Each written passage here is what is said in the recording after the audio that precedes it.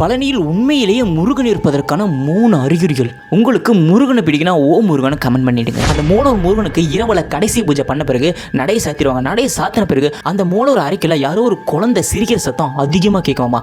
அது அங்கே இருக்கிற பூசாரியை தன்னோட வாயாலேயே சொல்லியிருக்காரு. அந்த குழந்தை சிரிக்கிற சத்தம் இந்த உலகத்திலே எந்த குழந்தையுமே சிரிக்காத ஒரு வினோதமான சத்தத்தில் தான் அந்த குழந்தை சிரிக்குதாமா. இந்த சம்பவம் பூஜை நடந்துட்டு இருக்கும்போது கூட கேட்டிருக்காமா. ரெண்டாவது, இங்க இருக்கிற பழனி முருகன் மூலவருக்கு பக்கத்துல ஒரு ஊஞ்சல் இருக்கும்.